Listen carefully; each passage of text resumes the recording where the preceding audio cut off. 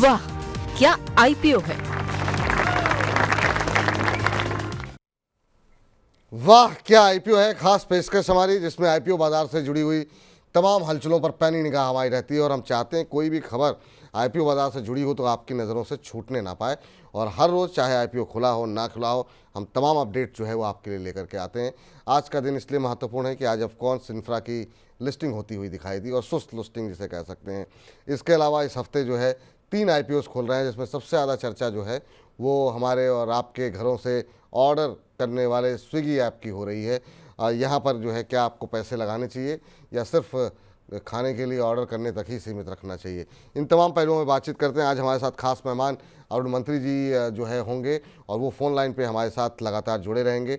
लेकिन पहले ज़रा शौर्य से समझ लेते हैं कि आज अफकॉन की लिस्टिंग जो सुस्त रही है उसके पीछे क्या, जो पहले से ही रिस्पॉन्स ऐसा लग रहा था शौर्य कि शायद सुस्त लिस्टिंग होगी, क्योंकि हम देख रहे थे कि ग्रे मार्केट प्रीमियम लगातार घट रहा था, उस तरह का पार्टिसिपेशन रिटेल का देखने को नहीं मिल रहा था। क्या कुछ रहे नंबर्स? जी बिल्कुल, जैसे आपने बताया, अगर लिस्टिंग की बात करें तो एफकॉन्स की लिस्टिंग 8% के डिस्काउंट पर होती हुई नजर आई है।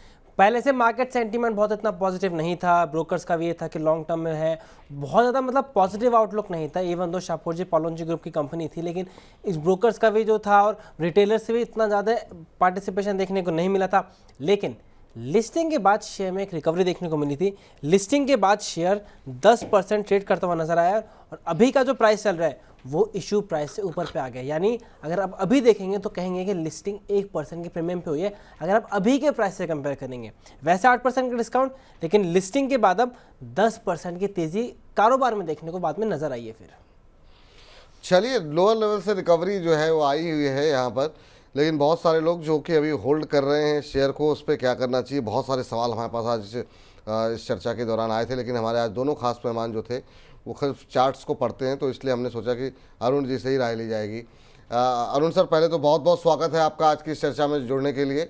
और सबसे पहले अफकॉन्स पे जैसी एक्सपेक्टेशन थी सुस्त लिस्टिंग रही है, लिस्टिंग के बाद से रिकवरी है, आप क्या कहेंगे सर कि अभी क्या करना चाहिए? क्या लॉन्ग टर्म का मान करके होल्ड करना चाहिए या एक बार के लिए अगर मुनाफा कुछ मिल रहा है तो मुनाफा बुक करना चाहिए? अभी क्या सलाह रहेगी एफकॉन्स को लेकर के?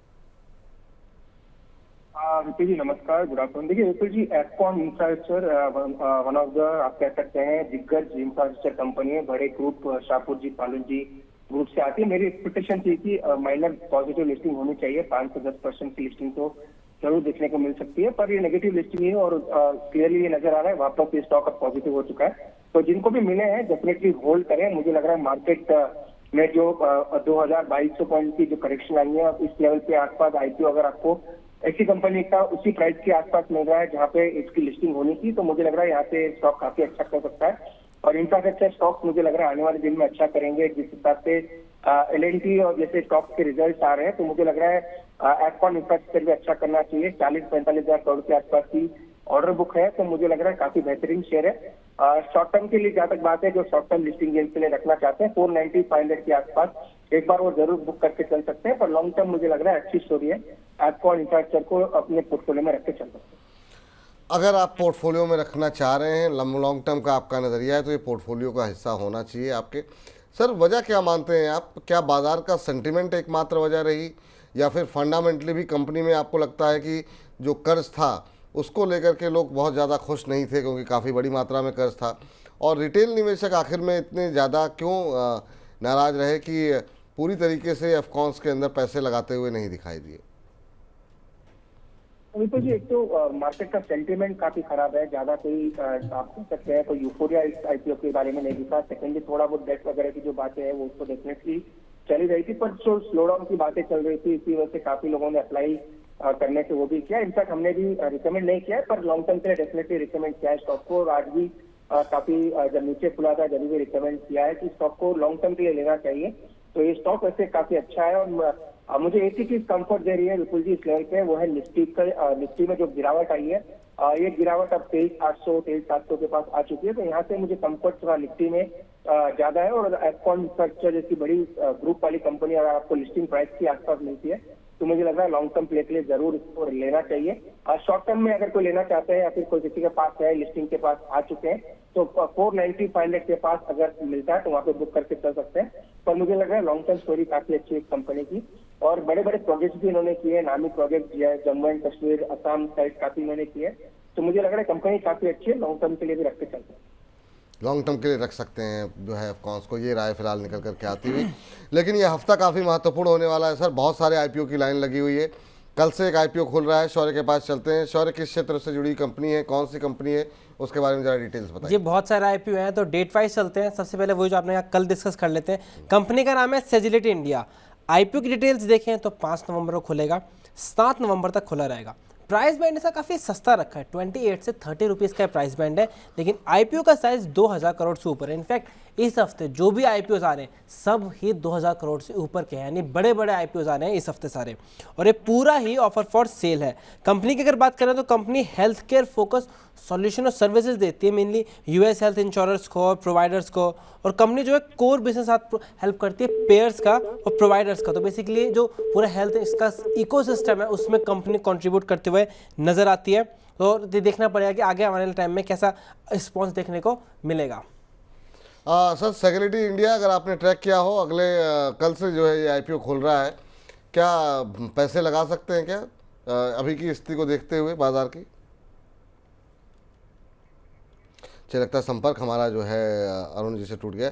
इस पे ग्रे मार्केट प्रीमियम कितना बताया आपने अभी? जी, इसमें 3 रुपये का ग्रे मार्केट प्रीमियम चल रहा है 30 रुपये के प्राइस पे, तो 10% का ग्रे मार्केट में प्रीमियम 10% के आसपास के लिस्टिंग गेन की उम्मीद कर सकते हैं।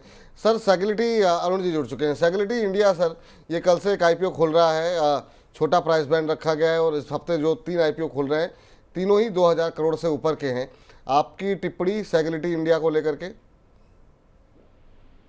अगेन मुझे लग रहा है ये कंपनी वैसे एक आप कह सकते हैं बैक ऑफिस या फिर बैक ऑफिस सॉल्यूशन देती है मेडिकल फार्मा कंपनीज को, मेडिकल प्रोवाइडर्स को। तो ये कंपनी तो काफी अच्छी है, पर पूरा ओएसएस है, पूरा पैसा जो है कोई कंपनी में पैसा नहीं जा रहा, पूरा पैसा प्रोमोटर्स को जा रहा है, और थोड़ा वैल्यूएशन आप कह सकते हैं फुल्ली प्राइस है और ऊपर के लेवल के आसपास ही नजर आ रही है। तो मुझे लगा है लिस्टिंग के बाद अगर आप इसको सेकेंडरी मार्केट में बाय करेंगे थोड़ा नीचे मिलता है तो काफी बेहतर रहना चाहिए, क्योंकि जो भी पैसा आ रहा है कंपनी में नहीं जा रहा है, और कंपनी के बिजनेस प्रॉस्पेक्ट्स अच्छे हैं, और जो भी एंकर इन्वेस्टर्स थे उनमें अडानी का भी नाम जरूर आता हुआ नजर आ रहा है। तो वो एक काफी वो से थोड़ा पॉजिटिव स्टॉक के लिए रहेगा। पर मुझे लगता है लिस्टिंग गेन्स के अलावा अगर आप सेकेंडरी मार्केट में लिस्ट होने के बाद इसको बाय करेंगे, जो कि हमने एफकॉन में भी ये सलाह दी थी कि लिस्टिंग आपको सेकेंडरी मार्केट में उसको बाय करना चाहिए, सेम सलाह इसमें भी रहेगी कि आप लिस्टिंग के लिए अप्लाई करना चाहते हैं तो लॉन्ग टर्म के लिए करना चाहे तो करें, लिस्टिंग गेन के लिए अप्लाई करने की सलाह नहीं है। पर सेकेंडरी मार्केट में अगर करेक्शन आता है लिस्टिंग होने के बाद, वहाँ पे एक अपॉर्चुनिटी स्टॉक में जरूर रह सकती है। ठीक है, तो जतिन चौहान जी ने पूछा है, Bachchan sir security India IPO में बताइए क्या करना चाहिए। तो पहले तो इस नाम से रहने दिए सर, माता पिता ने ठीक ठाक नाम ही दिया है तो उसी नाम से संबोधित कीजिए। और दूसरा आपको बता दें कि ये राय निकल करके आई कि लॉन्ग टर्म का नज़रिया है तो बिल्कुल अप्लाई करें आप। हाँ, लिस्टिंग गेन के लिए अप्लाई अगर करना चाह रहे हैं तो बाज़ार के अंदर आप देख रहे हैं किस तरह की वोलेटिलिटी देखने को मिल रही है और उसका असर प्राइमरी मार्केट में देखने को मिल रहा है, तो आप अवॉइड करें तो ज़्यादा बेहतर होगा। और हाँ, अगर आपने अप्लाई नहीं किया तो कोई बात नहीं, एक बार के लिए को लिस्ट हो जाने दीजिए, थोड़ा सा नीचे आ जाए तो फिर इस पर स्ट्रेटजी बनाएंगे कि क्या करना चाहिए, तो वहाँ पे आप सेकेंडरी मार्केट से एंट्री ले सकते हैं। ये फ़िलहाल के लिए सेक्युरिटी इंडिया में बात निकल करके आती हुई। लेकिन इन सब के बीच में जो है एक ऐसे आईपीओ की बात कर लेते हैं जिस पर भी हम लोग सबसे ज़्यादा लगातार चर्चाओं में रहा है, ख़ासतौर से त्योहारी सीज़न अभी जो गुजरा है उसमें तो लोगों ने भर भर के जो आंकड़े आ रहे हैं कि स्विगी और जोमेटो ने से काफ़ी लोगों ने काफ़ी सामान बनाया है और सोन पापड़ी ने रिकॉर्ड बनाया है। तो ये सोन पापड़ी, वैसे ही लोग परेशान रहते थे, अभी भी सोन पापड़ी की बिक्री सबसे ज़्यादा हो रही है। शौर्य बताइए, स्विगी को लेकर के क्या कुछ अपडेट है? ये सही बात है, स्विगी को लेकर अगर बात करें तो काफ़ी टाइम से एंटिसिपेशन चल रहा है, लेकिन स्विगी में अगर नज़र डालें तो पहला इंपॉर्टेंट पॉइंट है आईपीओ का साइज़ काफ़ी बड़ा है, 11,000 करोड़ का आईपीओ साइज़ है, जिसमें फ्रेश इशू केवल 4,499 करोड़ का ही है, यानी ऑफर फॉर सेल का हिस्सा ज़्यादा बड़ा है। अब इसके बाद अगर बात करें तो जोमेटो से थोड़ा कंपैरिजन करें तो जोमेटो के मुकाबले का देखें मार्केट शेयर में इतना फर्क नहीं है, जोमेटो का 55% है, स्विगी का 45%, रेवेन्यूज़ भी सिमिलर है, लेकिन प्रॉफिट में बहुत बड़ा फर्क है। जोमेटो प्रॉफिटेबल हो चुका है, लेकिन स्विगी में अभी भी अच्छा खासा लॉस नजर आ रहा है। अभी भी 2000 करोड़ से ऊपर का लॉस है लेटेस्ट फाइनेंशियल ईयर में। तो इससे पता चलता है कि इसी वजह से मार्केट कैप में काफी डिफरेंस आ गया। जहां आप देखिए जोमेटो की मार्केट कैप 2 लाख करोड़ से ऊपर की है, वहीं स्विगी की मार्केट कैप है 87,000 करोड़। तो यानी सिर्फ लॉस मेकिंग होने की वजह से मार्केट कैप में बहुत ज्यादा डिफरेंस देखने को नजर आ रहा है। और एक बात है कि स्विगी ने अपने आईपीओ का साइज भी कम करा है। पहले ज्यादा बड़ा आईपीओ का साइज लाने वाले थे, लेकिन अब थोड़ा कम करते नजर आए।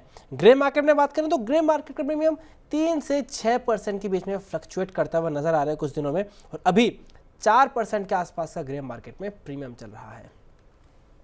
अरुण सर, खाने बनाने के लिए तो बहुत लोगों का फेवरेट है स्विगी, लेकिन क्या पैसे लगाने के लिए भी फेवरेट होना चाहिए? क्या आप सलाह देंगे स्विगी के आईपीओ में पैसे लगाने की? देखिए अगेन विपुल जी, जो रिस्की इन्वेस्टर्स हैं या फिर थोड़ा रिस्क जो ले सकते हैं उनको वो लगा सकते हैं डेफिनेटली लिस्टिंग गेन्स के लिए भी।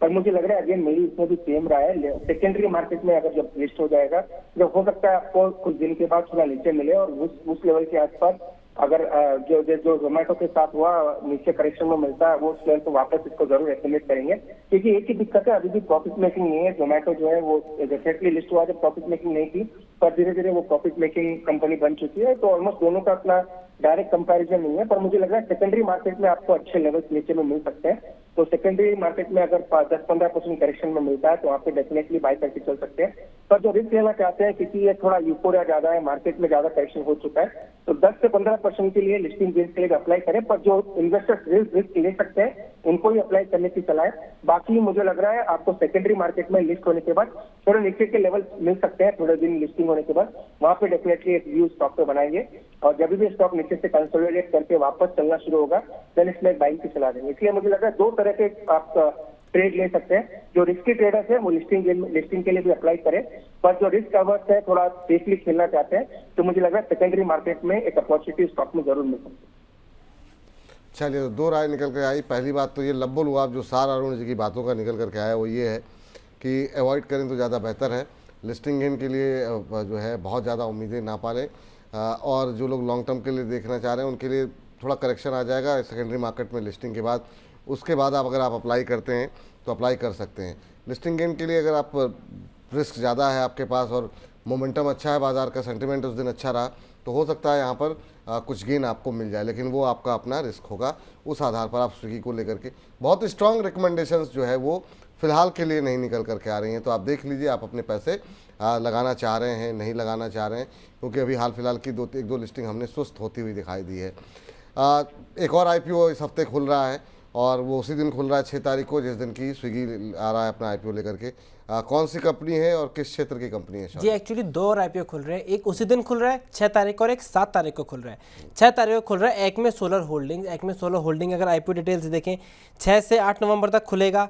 प्राइस बैंड है 275 से 289, लगभग 3000 करोड़ का आईपीओ साइज है, जिसमें से जो है 2400 करोड़ के आसपास का फ्रेश इशू है। कंपनी की अगर बात करें तो कंपनी रिन्यूएबल सोर्सेज से एनर्जी बनाने के कारोबार में है और मेंटेन करने के कारोबार में है। फाइनेंशियल्स की बात करें तो कंपनी के हाल ही के समय में काफ़ी ज़्यादा एक प्रॉफिटेबल होते हुए नजर आई है, और ग्रे मार्केट में भी कंपनी को 30 रुपीज़ का प्रीमियम मिलता हुआ नजर आ रहा है। एक्मे सोलर होल्डिंग, जहाँ पर भी ये सोलर की एक जिक्र आ जाता है सर, वो हम देखते हैं कि लोगों का रुझान काफ़ी बढ़ जाता है। ये खुल रहा है सर 6 तारीख को ही, जिस दिन स्विगी का आईपीओ आ रहा है। क्या ये स्विगी से बेहतर विकल्प हो सकता है अगर आपकी नज़र पड़ी हो कंपनी के फंडामेंटल्स पर? तो ठीक है ऊपर जी, मैंने ओवरव्यू जरूर पढ़ा था इस कंपनी को, एवं डिटेल नहीं पढ़ा है, पर ओवरव्यू में मुझे लग रहा है एक बेहतर कंपनी है। लॉन्ग टर्म पोर्टफोलियो से डेफिनेटली ले सकते हैं। लिस्टिंग गेन्स मुझे लग रहा है थोड़े बहुत लिस्टिंग गेन्स में जरूर पड़ेंगे, पर अगर लॉन्ग टर्म अगर एक्यूमुलेट कर सकते हैं तो मुझे लग रहा है लॉन्ग टर्म स्टोरी है काफी अच्छी। ओवरऑल ओएफएस कम है और कैश इशू ज्यादा है, वो भी एक पॉजिटिव इस कंपनी में निकल के आ रहा है। तो अगर लॉन्ग टर्म के लिए लिस्टिंग में अप्लाई करना चाहते हैं तो डेफिनेटली कंपनी में अप्लाई करके कर सकते हैं। मुझे लग रहा है ओवरऑल सेक्टर में भी ग्रोथ अच्छी है और 3 से 4 ये अपने डिविजन में भी काम करती है, जो आप कह सकते हैं एनर्जी प्रोडक्ट्स में, सोलर एनर्जी में है। तो मुझे लग रहा है लॉन्ग टर्म प्रोस्पेक्ट अच्छे हैं। तो अगर लिस्टिंग के लिए नहीं, पर मुझे लग रहा है लॉन्ग टर्म के लिए अगर कोई अप्लाई करना चाहता है तो डेफिनेटली अप्लाई करके चल सकता है।